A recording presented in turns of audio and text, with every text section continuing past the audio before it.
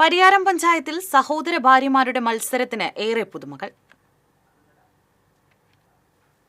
തയ്യൽ പരിശീലക ജാൻസി ജോസ്, മുൻ അധ്യാപിക സിനി ജോൺ, ഇവർ ജ്യേഷ്ഠാനുജന്മാരുടെ സഹധർമ്മിണികൾ.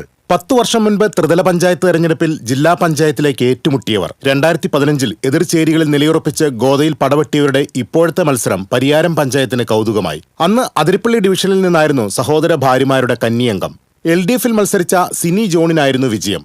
കഴിഞ്ഞ തവണ ഗ്രാമപഞ്ചായത്ത് വാർഡിൽ മറ്റൊരു സ്ഥാനാർത്ഥിയോട് മത്സരിച്ച് പരാജയപ്പെട്ട സിനി ജോൺ ആകട്ടെ പഴയ തട്ടകത്തിൽ വീണ്ടും ജനവിധി തേടിയെത്തുകയാണ്. ഇടതുപക്ഷത്തിന്റെ സ്ഥാനാർത്ഥിയായാണ് വരുന്നത്.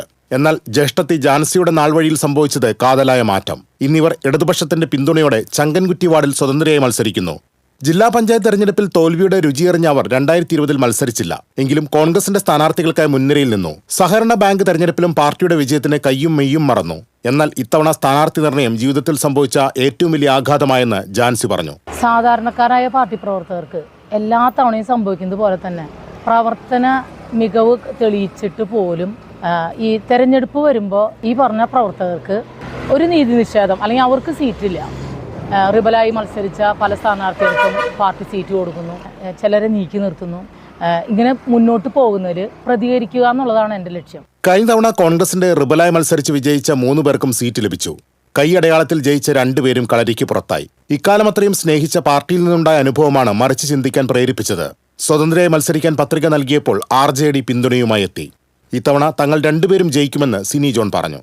10 വർഷം മുമ്പ് എൻ്റെ സഹോദരിയും ഞാനും എതിർചേരിയിൽ നിന്നും മത്സരിക്കുന്നൊരു സ്ഥിതിയുണ്ടായിരുന്നു. പക്ഷെ അതിൽ നിന്ന് വ്യത്യസ്തമായി ഇന്ന് ഞങ്ങൾ ഒരുമിച്ച് ഒരേ പക്ഷത്തു നിന്നും LDFിൻ്റെ പിന്തുണയോടുകൂടി എൻ്റെ സഹോദരിയും മത്സരിക്കുന്നു എന്ന ഏറ്റവും സന്തോഷകരമായിട്ടുള്ളൊരു സാഹചര്യം കൂടി ഉണ്ട്. ഒരിക്കൽ നേർക്കുനേർ നിന്ന് പൊരുതിയവർ കുറ്റിക്കാട് ചങ്കൻകുറ്റിയിൽ ഒരുമിച്ച് വോട്ട് തേടുമ്പോൾ ഇക്കാലമത്രയും തങ്ങളുടെ കുടുംബ ബന്ധങ്ങൾ ദൃഢമായിരുന്നുവെന്നും തെളിയിക്കുകയാണ്.